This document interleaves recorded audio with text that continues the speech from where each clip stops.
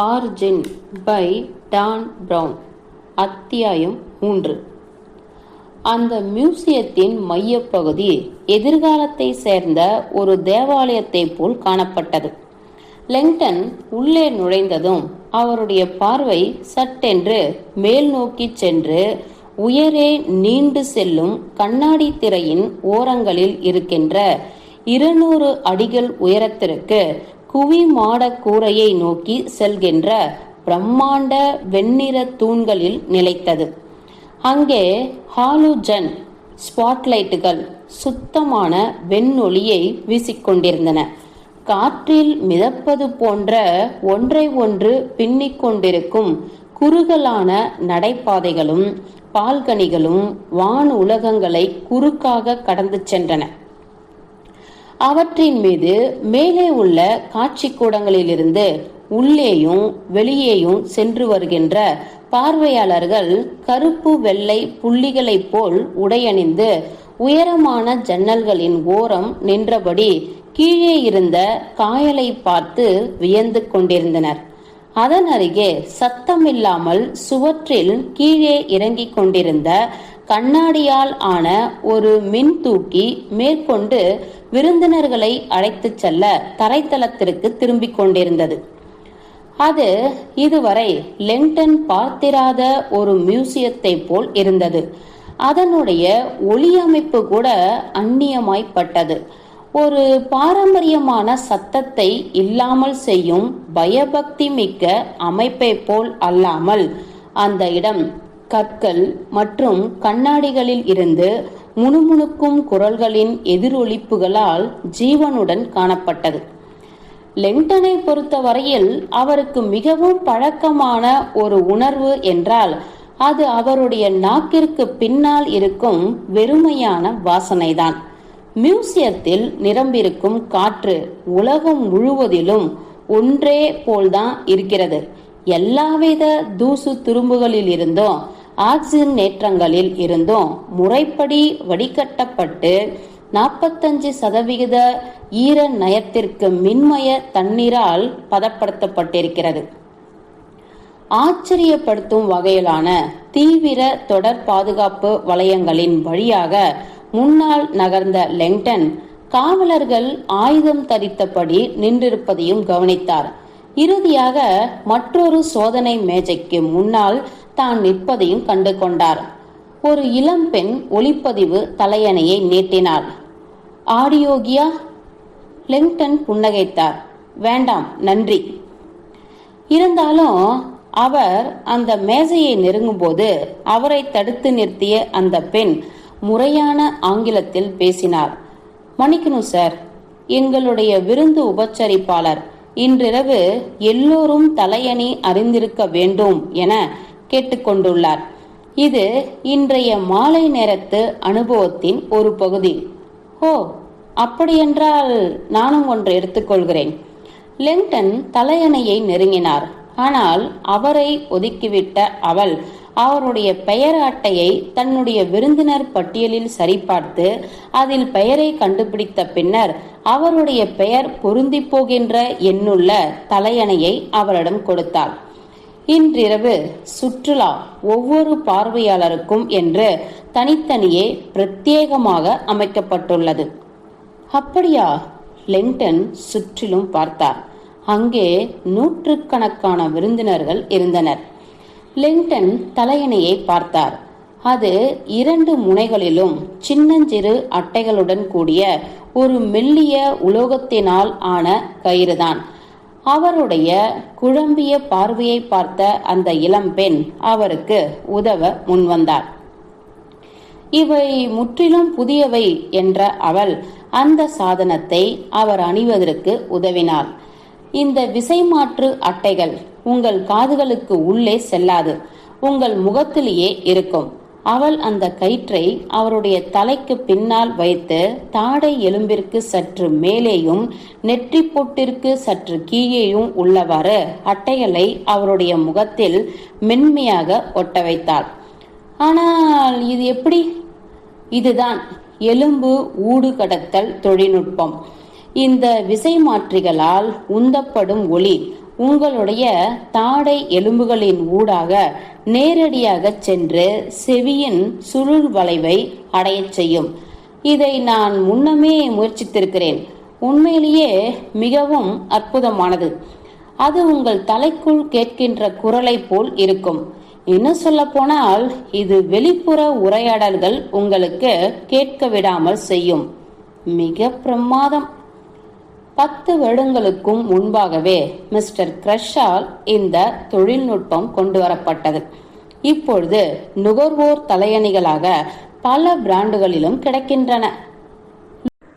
லுத்விக் வான் பித்வானாவுக்கும் உரிய பங்கு கிடைக்கும் என்று நம்புகிறேன் என நினைத்து கொண்ட லெங்டனால் இந்த எலும்பு ஊடுகடுத்தல் தொழில்நுட்பமானது செவிடாகி போய்விட்ட அந்த 18ஆம் நூற்றாண்டு இசை கலைஞரால் தான் உண்மையில் கண்டுபிடிக்கப்பட்டது என்பதை உறுதியாக நம்ப முடிந்தது. அவர் செவிடாகி போன பின்னர் ஒரு உலோக கம்பியை தன்னுடைய பியானோவுடன் இணைத்து அதை பல்லால் கடித்துக்கொண்டு வாசிக்கையில் அதன் அதிர்வுகளை தன்னுடைய தாடை எலும்பினால் உணர முடியும் என்பதை அவர்தான் கண்டுபிடித்தார். உங்களுடைய சுற்றுலா அனுபவத்தை ரசித்து மகிழ்வீர்கள் என்று நம்புகிறோம் என்றால் அந்த பெண். அறிவிப்புக்கு முன்னர் இந்த மியூசியத்தை ஆராய்ந்து பார்க்க உங்களுக்கு ஏறக்குறைய 1 மணி நேரம் இருக்கிறது. மேலே உள்ள அரங்கத்திற்கு செல்வதற்கான நேரம் வரும்போது உங்களுடைய ஒளி வழிகாட்டுனர் உங்களை உஷார்படுத்துவார். நன்றி. நான் எதையாவது அழுத்த வேண்டி இல்லை. இந்த சாதனம் தாமாக இயங்கக்கூடியது. நீங்கள் நகரத் தொடங்கியதுமே உங்களுடைய வழிகாட்டு சுற்றுலா ஆரம்பித்துவிடும். ஓ ஆமாம் என்றான் லெங்டன் புன்னகைத்தபடியே. மைய பகுதியை கடந்து சென்ற அவர் பிற விருந்தினர்கள் சிதறியிருக்கும் இடத்தை நோக்கி நகர்ந்தார். மின் தூக்கிகளுக்காக காத்திருந்த அவர்கள் அனைவரும் தங்களுடைய தாடை எலும்புகளில் அழுத்தி வைக்கப்பட்டிருக்கும் ஒரே விதமான தலையணியை அணிந்திருந்தனர். அவர் அந்த மியூசியத்திற்கு பாதி தூரம் சென்றபோது அவருடைய தலையில் ஒரு குரல் ஒலித்தது. மாலை வணக்கம் பில்பா. குகன்ஹைமிற்கு உங்களை வரவேற்கிறோம். அது தன்னுடைய தலையணிதான் என்பது லெங்டனுக்கு தெரியும். ஆனாலும் அவர் சற்று நேரம் நின்று நிதானித்து தனக்கு பின்னால் பார்த்து கொண்டார். அதன் நிகழ்விளைவு திகைக்க வைத்தது. அந்த இளம் பெண் விவரித்திருந்ததை போன்றே தலைக்கு உள்ளே யாரோ இருக்கிறார்கள். உங்களை மிகவும் மனப்பூர்வமாக வரவேற்கிறோம் புரொஃபசர் லெங்டன். அந்த குரல் தோழமை உணர்வுடன் மென்மையான துடிப்புமிக்க பிரிட்டிஷ் உச்சரிப்பில் இருந்தது. என் பெயர் வின்ஸ்டன். இன்று மாலை உங்களுடைய வழிகாட்டியாக இருப்பதில் பெருமைப்படுகிறேன். இதை பதிவு செய்வது யாராக இருக்கும்? கியூ கிராண்டா? இன்றிரவு என அந்த துள்ளலான குரல் தொடர்ந்தது. நீங்கள் விரும்பியபடி எந்த இடத்தில் வேண்டுமானாலும் சுற்றி திரியலாம். நீங்கள் பார்ப்பது என்ன என்பதை உங்களுக்கு விளக்க நான் முயற்சி செய்வேன். மிக மகிழ்ச்சியான ஒரு விவரணையாளருக்கும் மேலாக தனிப்பட்ட முறையிலான ஒளிப்பதிவுகள் மற்றும் விசைமாற்றி தொழில்நுட்பம் என ஒவ்வொரு தலையணையும் அந்த மியூசியத்தில் ஒரு பார்வையாளர் எங்கே நிற்கிறார் என்பதை துல்லியமாக தனித்து காட்ட GPS கருவியுடன் இணைக்கப்பட்டிருக்கிறது. மேலும் எத்தகைய வர்ணனை அளிக்கப்பட வேண்டும் என்பதும் நிரல்படுத்தப்பட்டிருக்கிறது. என்னால் உணர முடிகிறது சார் என மேற்கொண்டு கூறியது அந்த குரல். ஒரு கலைத்துறை பேராசிரியராக எங்களுடைய மிகவும் அறிவாற்றல் மிக்க விருந்தினர்களுள் நீங்களும் ஒருவர். அதனால் என்னுடைய உதவி உங்களுக்கு சிறிதளவுதான் தேவைப்படும். இதில் மோசமான விஷயம் என்னவென்றால், சில குறிப்பிட்ட விஷயங்களை பற்றிய என்னுடைய பகுப்பாய்வுடன் நீங்கள் முற்றிலும் உடன்படாமல் போக வாய்ப்பிருக்கிறது என்பதுதான் என அந்த குரல் விசித்திரமான வகையில் கலுக்கென்று சிரித்து கொண்டது. நிஜந்தானா? இதெல்லாம் யார் எழுதியது? மகிழ்ச்சியான தொனியும் தனிப்பட்ட சேவையும் வசீகரமானவை என ஏற்கத்தக்கதுதான். ஆனால் நூற்றுக்கணக்கான தலையணிகளையும் தனிப்பட்ட முறையிலானதாக செய்வதற்கு தேவைப்படும் சிரத்தையின் அளவை லெங்டனால் கற்பனை செய்து கூட பார்க்க முடியவில்லை. இப்பொழுது அந்த குரல் அமைதியாகிவிட்டது. நல்லதாய் போயிற்று. அது தன்னுடைய நிரல்படுத்தப்பட்ட வரவேற்புரையால் சோர்ந்து போய்விட்டது போல் தோன்றியது. லெங்டன் அந்த மையப்பகுதிக்கு அப்பால் பார்த்தபோது கூட்டத்தினருக்கு மேலே மற்றும் ஒரு பிரம்மாண்ட சிவப்பு பேனர் தொங்கிக் கொண்டிருப்பதை கண்டார். ஹெட்மன் கிரஷ், இன்றிரவு நாம் முன்னே செல்லப் போகிறோம். ஹெட்மன் எதைத்தான் அறிவிக்கப் போகிறான்? லெங்டன் மின் தூக்கிகளை நோக்கி தன் பார்வையை திருப்பினார். அங்கு அரட்டையடித்துக் கொண்டிருக்கும் விருந்தினர் கூட்டத்தில் உலகளாவிய இணையதள நிறுவனங்களின் 2 புகழ்பெற்ற நிறுவனங்களும் ஒரு மிக முக்கிய இந்திய நடிகரும் இருந்தனர். மேலும் தனக்கு தெரிந்திருக்கலாம் என்று லெங்டனால் உணர முடிந்தாலும் அவருக்கு தெரியாத நன்கு உடையணிந்த விஐபிகள் பலரும் கூட நின்றிருந்தனர்.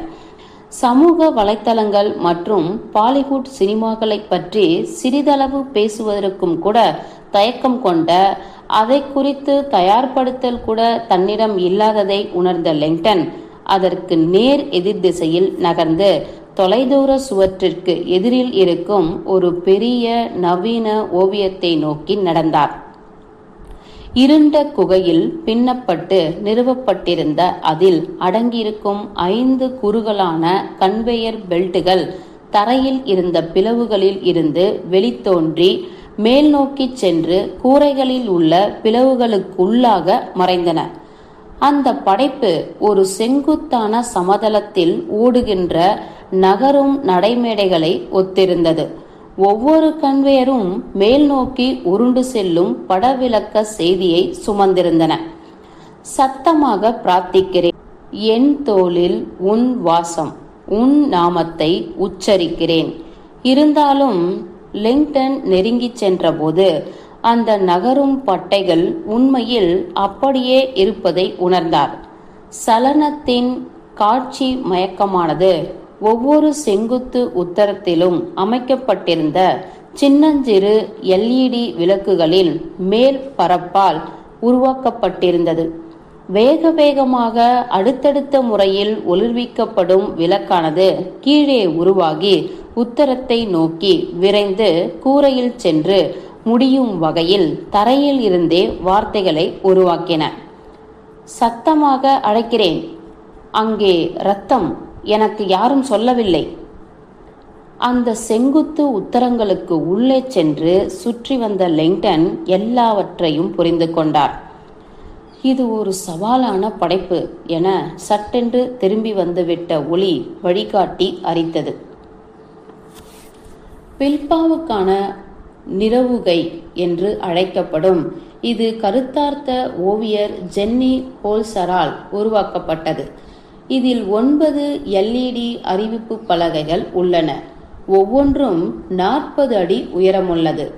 பாஸ்க்யூ, ஸ்பானிஷ் மற்றும் ஆங்கில மொழிகளில் மேற்கோள்களையும் ஒளிபரப்பும் எல்லாமே எய்ட்ஸின் குரூரங்களோடும் கைவிடப்பட்டவர்களால் ஏற்பட்ட வலியோடும் சம்பந்தப்பட்டவை.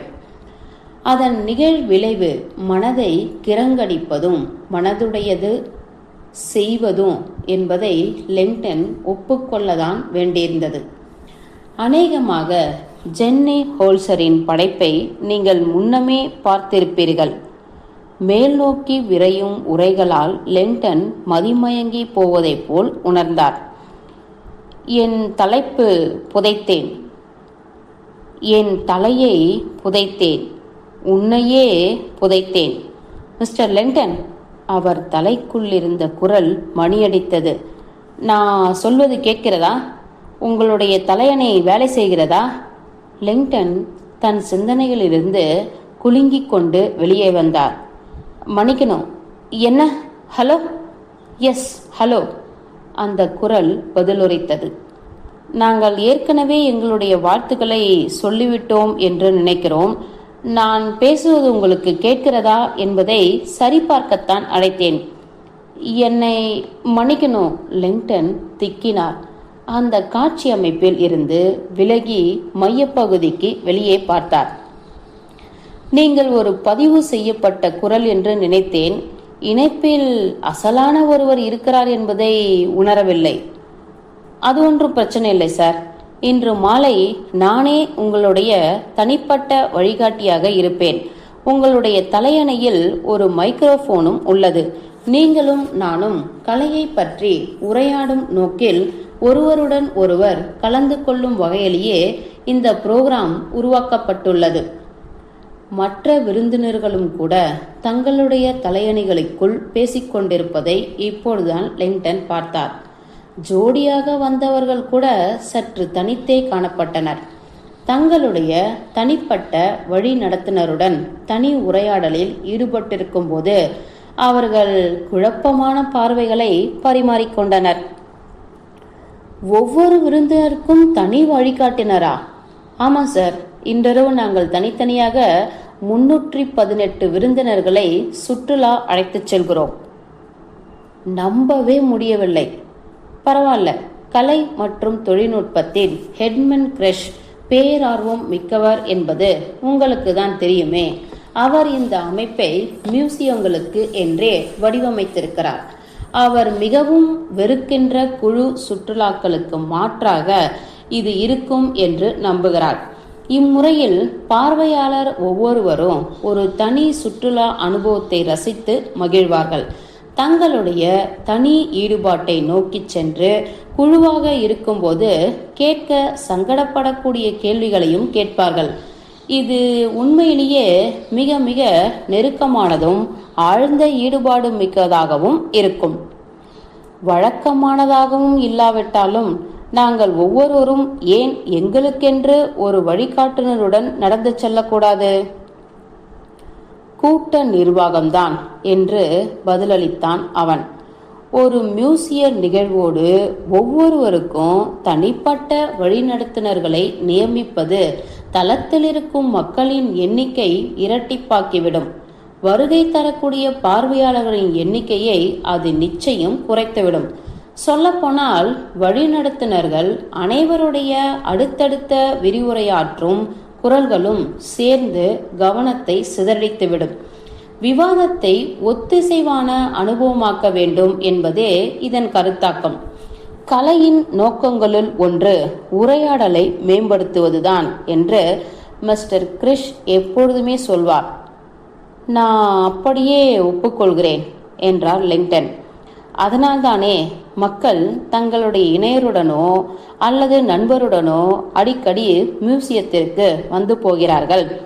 இந்த தலையணிகள் சற்று சமூக விரோதமானதாக கருதப்படலாம் என்று பதிலளித்தார் லிங்டன். சரி என்று பதிலளித்தது அந்த பிரிட்டிஷ் குரல். நீங்கள் உங்களுடைய இணை அல்லது நண்பர்களுடன் வருகிறீர்கள் என்று வைத்துக் கொள்வோமே. நீங்கள் வேண்டுமானால் எல்லோருடைய தலையணியையும் ஒரே வழி நடத்துனருடன் இணைத்துக்கொண்டு குழு விவாதத்தை நடத்தி கொள்ளலாம்.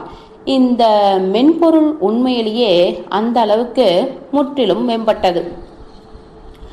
உன்னிடம் எல்லாவற்றிற்கும் பதில் இருக்கும் போலிருக்கிறதே. உண்மைதான், அதுதானே என் வேலை. அந்த வழிகாட்டி சங்கடத்துடன் சிரித்துவிட்டு விஷயத்தை மாற்றினான். இப்பொழுது ஜன்னல்களை நோக்கி மையப்பகுதியை கடந்தீர்கள் என்றால் இந்த மியூசியத்தின் மிக பெரிய ஓவியத்தை பார்க்கலாம் புரொஃபசர்.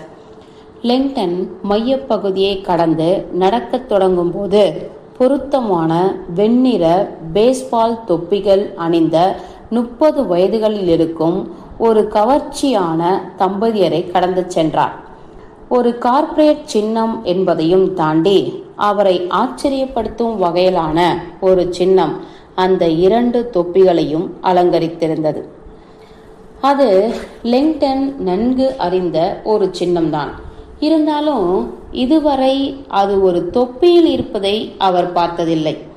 சமீபத்திய வருடங்களில் ஏ என்ற இந்த உயர்பாணியில் அமைந்த எழுத்தானது மத நம்பிக்கைகளின் ஆபத்துக்கள் என்று தாங்கள் கருதுகின்றவற்றிற்கு எதிராக நாளுக்கு நாள் மிக தீவிரமாக பேசத் தொடங்கியிருக்கின்ற நாத்திக மக்கள் தொகையினராக இந்த கிரகத்தில் மிக வேகமாக பெருகிக் கொண்டிருப்பவர்களுடைய உலகளாவிய சின்னமாக ஆகிவிட்டிருக்கிறது. நாத்திகவாதிகள் இப்பொழுது தங்களுக்கான பேஸ்பால் தொப்பிகளையும் வெளியிட்டு விட்டார்களா என்ன? அவரை சுற்றி குழுமியிருக்கும் தொழில்நுட்ப மேதாவிகளின் ஒன்று கூடலை ஆராய்ந்தபோது ஹெட்மண்டை போலவே இந்த இளம் பகுப்பாய்வு மனங்களில் பலவும் அநேகமாக மிகுதியும் கூட எதிர் மதவாதிகளாகத்தான் இருப்பார்கள் என லிங்டன் நினைவுபடுத்தி கொண்டார். இன்று இரவு பார்வையாளர்கள் மத சின்னங்கள் பேராசிரியருக்காக கூடிய உள்ளூர் கூட்டம் அல்ல. அத்தியாயம் 3 முடிந்தது.